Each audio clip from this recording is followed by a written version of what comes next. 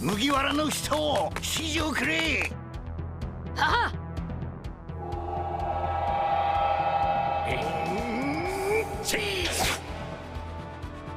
カーディKaizokuを登録してくれ。Cardi Kaizoku. This video is brought to you by Nengarden. To celebrate their 1-year anniversary, they're thanking fans with a huge sale. Nearly everything is $30 or less. Plus, you can use code CARDKaizoku at checkout for an extra 5% off your order. This video is brought to you by Adakai TCG. Shop the latest in premium holographic textured custom One Piece cards. Designed for collectors, crafted to stand out. Use code CARDKaizoku for 15% off your next order. This video is sponsored by gumgum.gg. See Western OP11 list and Eastern OP12 list on gumgum.gg. Updated daily. Be the first to see decks for new leaders as they emerge. With over 1,000 deck lists per set, gumgum.gg has all the top strategies as soon as they drop. This video is sponsored by Card Market, Europe's largest online marketplace for trading card games. Alright, on screen is week 7 of the OP11 leader rankings for this past week of Western private games only. Now, private games, in case you're a new viewer, incorporates all ranked games plus whatever other private games that aren't played through the ranked queue. I don't have a way to identify purely ranked games just because I'm not affiliated with those guys. But I do have every single sim game ever recorded in my stats. So a little bit more all-encompassing. And just to reiterate, ranked games are within my dataset. I just don't have a way to identify specifically which ones are ranked. But I get close enough by checking all private games because all ranked games are private games in the end, right? And then you can see this leader ranking yourself on my website, cardkaizoku.com, where you can also see your match history. So yeah, week 7, this is like almost 2 months into the set. The next set is coming out in a month, coming out this month actually. So let's take a look at the top 10 here. So up at number 1, retaining his spot at number 1 is Blue Purple Luffy, followed by Green Bonnie at 2nd. Bello Betty went up 1 spot at 3rd, followed by Buggy at 4th, going down 1. Green Purple Luffy making a slight resurgence, going up 2 slots, pushing down Purple Luffy and Zoro down to 6th and 7th respectively. And then Smoker Mix 8th this week, Shanks at 9th, and then Blackbeard still remaining at 10th. I believe Blackbeard has been 10th every single week up until now, so he's really the top 10 gatekeeper at the moment. And that makes up our top 10 for the Western OP11 format just for the past week. Now for this week, if we see any like big outliers from like the top 20, we'll take a look at that. Other than that, I kind of want to explore some off-meta decks this week maybe, right? Just to shake things up a bit. Every other week prior to this, we've been looking at top meta decks. So we see Green Purple Luffy going up 2 slots. 2 is a pretty respectable number. So we'll take a look at him. Let's see. Let's go up to 20th place. So Black Purple Luffy here going down 4 spots. That's a pretty big drop, but I think I would consider anything lower than 20 to be like off meta, like rogue. So let's see if there's anything interesting in this arena here. So let's take a look at Robin, 4 slots. Also Green, Blue, Zoro, and Sanji. Oh, Vegapunk too. Now let's look for a 5th one. Whitebeard, Uta, Doflamingo. Let's take a look at Whitebeard. So yeah, as usual, we'll take a look at the stats for the leader, and then we'll take a look at some sample deck lists. So this is Green Purple Luffy for the past week. 11,396 games played. That's a really large data set. Makes up 6.85% play rate of all the games recorded in the last week. Has a going first win rate on average of 49.32, going second on average of 52.9, with a raw win rate of 51.23, weighted to 49.83. I get a lot of questions every week for some reason where people are asking, what's the weighted win rate mean? It's exactly what it calls itself. It's weighted, right? It takes into play the play rate, right? If it's like a really low play rate deck that like played 10 games and won 9 of them, it would have like a 90% win rate in the raw win rate. We don't want that just because 90 games compared to 11,396, right? So that's why we weight it based on the play rate. His matchup breakdowns break down like the following here. So good into Buggy, good into Purple Black Luffy, good into Kobe, good into Teach. Actually has a really weak matchup into Marco just because, yeah, I can completely see that Marco can pretty much kill every Sanji and Pudding that they drop, right? They have the stage cards to give it +2 cost, but they don't have any cards that give their characters plus power to get around Marco's removal. So it's like the removal that gets around the traditional kind of removal counterplay. Bello Betty also being a turbo aggro leader that just decimates 4 life leaders, Green Purple Luffy included. Green Purple Luffy runs so many bricks. If you just happen to get unlucky, right? Like Sanji and Pudding is a brick, the Zoro here is a brick, all the events and the stages are bricks. So if you just happen to not have the right cards at the right time, you instantly die. Against Lucci, you do win actually going second, but going first, you do have trouble against him. Especially nowadays, he runs a lot more of a high cost reduction package, right? Just to counter blue purple Luffy. By consequence of that, your characters are even easier than blue purple Luffy's to hit KO thresholds. But it looks like if you go second, you seem to have a pretty good time against them. Weak into Smoker 2 and Bonnie. At the moment in OP11, they are still 8 cost Kid Fortress decks. That is going to change once OP12 hits and we get 8 cost Mihawk. And also dies to Zoro. Yeah, it just seems like against like really aggressive decks early on, that's what you have trouble against. Unless it's Yamato. For some reason you beat Yamato. I guess double attack and then like actual aggression, like pressure on board is kind of different. Yamato is more like leader-based aggression, while Bellabady and Zoro are like character-based. And also loses to Blue Purple Luffy. Unfortunately, this is why Green Purple Luffy is not top dog.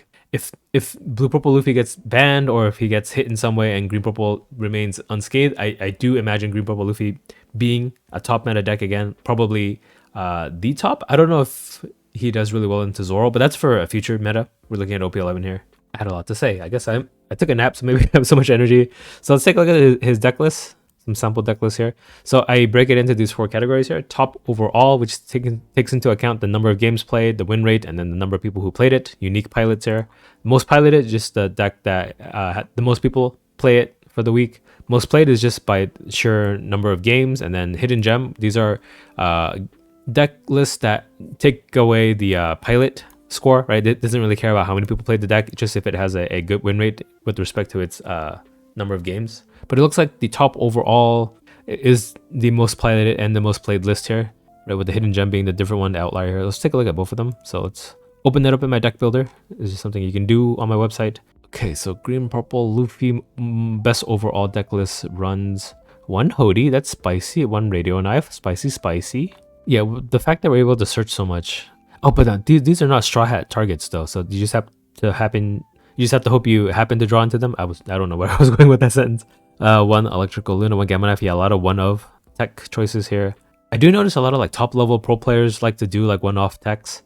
I don't know what it is, but they always draw these cards when they need it for the specific matchup that they need it in. So it's working for them. Just when I seem to run these 1-ofs, I never see them in the matchups I need them. But yeah, 2 of the EB02 Luffy. And it looks like 3 Luffy Taros, like the bare minimum nowadays. They eased up on the Chopper too, and then yeah, I do think this EB02 Zoro is still a great card. But yeah, everything else is pretty much the same. The core is the same, right? Sanji Pudding, Gungam Giant, Zoro Juro, the stage. Oh, and I can show you the prices of the deck too. So this deck costs $248. Not too bad. I think, have card prices gotten cheaper? I guess it's because they cut this to 2 instead of a higher number. This is a pretty expensive card at $50-ish a pop. But yeah, I would say this is a pretty affordable top meta deck at the moment. The most affordable of the top meta decks. Well, no, Bellabady's like less than $50. So that's probably going to be the cheapest top meta deck. But this guy is up there.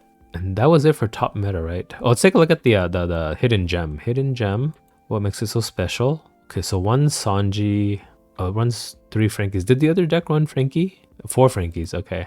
Oh, Noah's Ark? No, it's Elephant Gatling, not Noah's Ark. Okay, so it's like a rest of 5 drop or counter for 3k. Oh, 2 Punk Gibson too, huh? I wonder what this is teching into specifically. Let's take a look at his weak matchups. Is it to get rid of like the blockers in the 8 cost kid deck? It helps against Zoro, right? You can rest his animals. I don't know. There's some reason that there's 3 Punk Gibson in this deck list and it's doing really well. But yeah, this deck actually costs more just because it has 1 more extra EB02 Luffy. And then that's it for green purple. So the next leaders are going to be off meta. We have Robin up first. So Robin, only 899 games played in the last week, not even breaking 1,000. A 0.5% play rate, has a going first win rate on average of 43.55 and a going second win rate on average of 36.5. Raw 40.71, weighted to 26.58 just because like literally no one's playing this deck. Here are the matchup spreads though. So no deck that she's like good in, no matter if you're going first or second. There's some polarizing matchups here, right? Going into Marco here, you have to go first to get this win rate, but only 17 games to look at. Again, just because the low amount of games with this leader. These are just the stats we have to go off of. Into Lucci 2, you go better going second, and then Kobe, you're better going second. But yeah, there are decks that she just outright cannot win against. It looks like Zoro is too much aggression for her. Shanks 2. Nami wins against her for some reason, so is Green Yellow Law and Buggy, and yeah, the top meta decks in Green Purple and Blue Purple Luffy. But yeah, I think this just might have to do with the fact that there's no like standard Robin list. I'm pretty sure people run like widely varying different deck lists. So let's take a look at the deck list for Robin here. Okay, so the top overall is this one here with 6 pilots and 59% win rate. Take a look at that. And then the most played one and the hidden gem are the same. It's this weird like Kaido Linlin deck list. So let's take a look at that. Yeah, already I can see it's 2 completely different decks. So this one is $80. It's a lot more not gimmicky, right? You're just trying to curve to your late game. You have Onami as triggers for early on. And yet, like either Gidatsu or Nami just pops anything on the 5-down turn. I guess Robin makes your opponent trash a life, and then Sanji to help control board. And then your late game's Yamato and Ace. I don't know how much Yamato will kill in this deck, just because no, it probably would kill a lot, just because your opponent's incentivized to counter against your banish hits from your leader. So they'll have high life. Yamato will kill. Ace will definitely heal you. So yeah, that's the best Robin deck for this week. The hidden gem seems to be focused on Kaido Linlin, right? Yeah. So you're just ramping. Oh, it's running Cracker. What does he do? This character would be killed by an effect. You may trash 1 card from the top of your life cards instead. Okay, it's just a sticky body. Oh, okay. So if you Kaido Linlin and then you trash a life, Cracker doesn't die. That's why. And yeah, Hawkins too. So both of these, like Cracker will stay on board, and then Hawkins will on KO make your opponent trash a life, and then Kikunojo will heal you. So it's all about playing characters on board and just letting them either like Hawkins and Kikunojo die and give you an effect, or Cracker just stays on board. I guess if you kill both Kikunojo and Cracker, you're net neutral, right? You'll heal and then you'll take that life. But you get to keep Cracker on board, and you get to attack with the 12k, make your opponent lose a life, and you heal a life. I guess already from this Linlin, you heal a life for the Cracker too.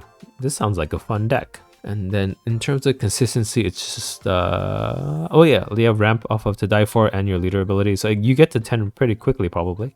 And you have the putting to search for both the Cracker and the Kaido Linlin. Okay. I mean, it's a gimmicky deck, but at least it looks like there's a lot of thought put into this list too, just to get it to do what it's supposed to do. Okay, up next is Green, Blue, Zoro, and Sanji. So going first win rate on average of 43.28, second win rate of 42.3, 859 games played, less than the Robin even. Robin rate of 42.84. Good into quite a few decks actually. Green, Yellow Law, Green, Purple Luffy, Green, Yellow Yamato. Yeah, any green dual color leader deck you're good into, just because I guess they can't really answer your double 7k swings. Because you're actually a pretty aggressive deck playing Zoro and Sanji. Is it Zanji? Is that what people call it? Zanji? That sounds kind of dumb. So I don't know, but I'll probably just end up saying Zanji. Sanro? Zoji? Zanji? Zoji? Oh, no. Shouldn't dwell on that too long. So yeah, good into Zoro if you're going first at 90% win rate out of 17 games.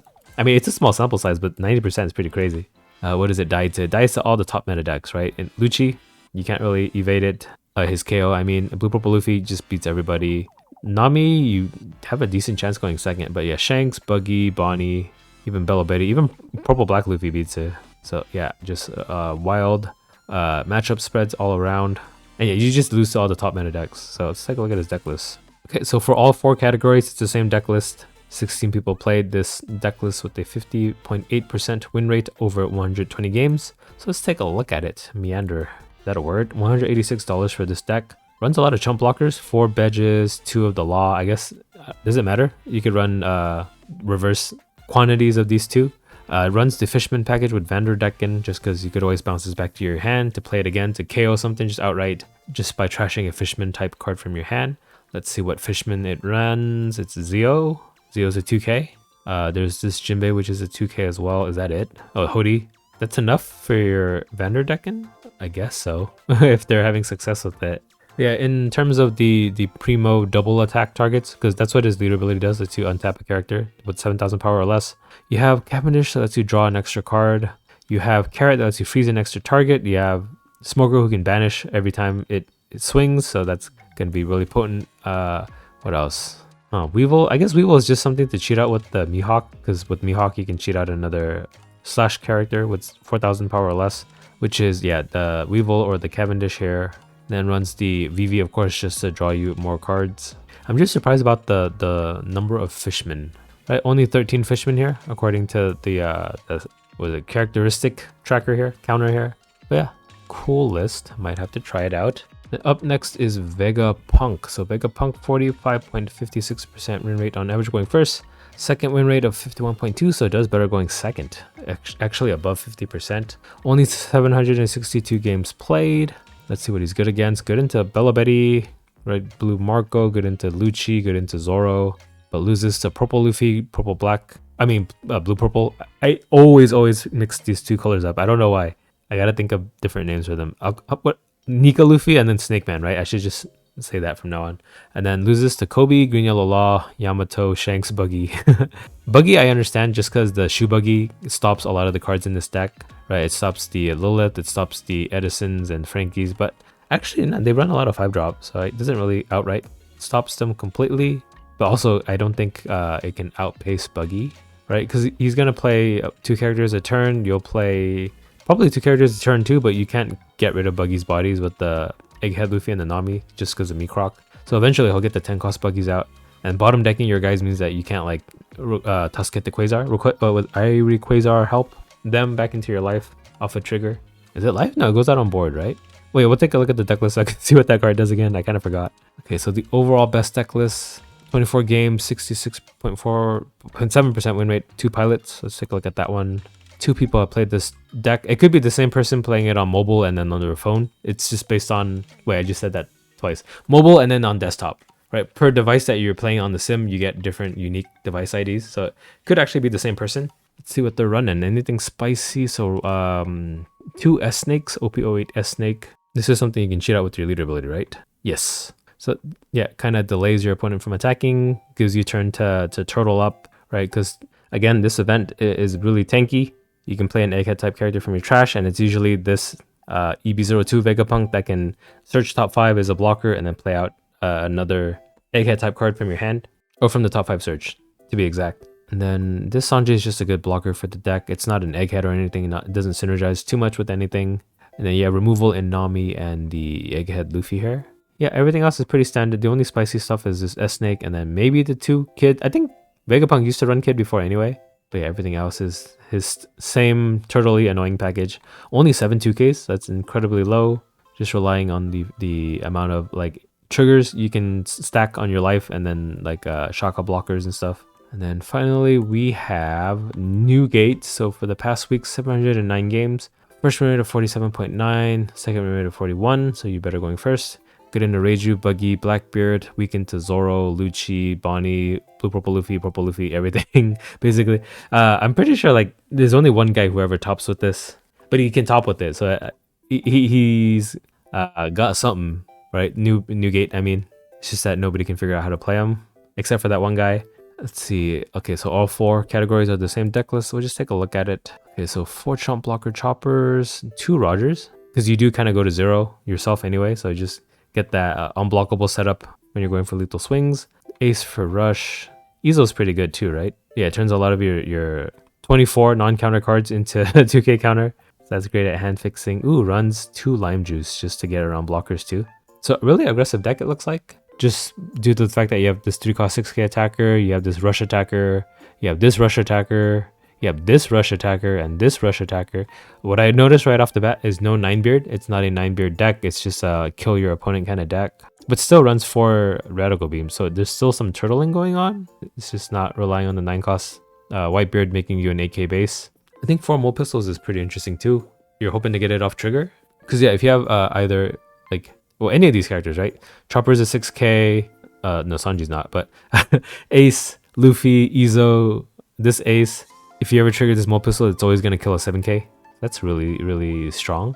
Especially because this Ace is like really sticky, right? He'll be the activator for your Mole Pistol more often than not. Maybe I'll try this deck list out too. It looks really interesting. Just not having to play 9-beard. Right, and that's your week 7 of OP11 from the sim stats that I'm recording on my website, cardkaizoku.com. Yeah, we took a look at Green Purple Luffy and then just a bunch of off-meta decks just because I wanted to shake things up a bit, and we did see some things that were interesting that I kind of want to try out myself, so maybe you'll see them in a video sometime this week. If you're like the creator of some of the lists that we looked at today, yeah, let me know in the comments below. There was an incident in the past where people thought I was stealing lists, but I didn't steal it. I was just using the most played list. From my stats, I even mentioned that it was not my list. I explicitly said that I net decked it, but they were saying like, oh, I never played on the sim, so how'd you get my deck list? Well, they posted it on Twitter, everyone saw it and then tried it out on the sim, and that's how it showed up in my stats. So yeah, just don't want that incident to happen again. So if you're wondering why your deck list is showing up on the sim, you probably publicized it somewhere and everyone saw it and played it. I don't know, people are like so antsy to try to call out people and cancel people without a little bit of critical thinking beforehand. But I guess it was an innocent mistake, so yeah, I let it go. And they told me they realized they were mistaken shortly after posting what they posted. But now that I think about it, wasn't it kind of irresponsible to not like clear things up, clarify, or even take down their post? They just kind of let the misunderstanding grow. Kind of sucked that they didn't like retract their statement or even like publicly apologize until I called them out on it. I probably should be a lot angrier than I was, but whatever. So that was kind of messed up. I don't know if I should even be talking about all this. Editor cut all of that out. Yeah, let me know what you guys thought of the stats this week. And then let me know if there are any other off-meta decks that you want to see stats for the next week. I'll do like a mix of meta and off-meta. And I guess I'll catch you guys next time in week 8, unless nothing too crazy happens. Okay, bye. Car D Kaizoku.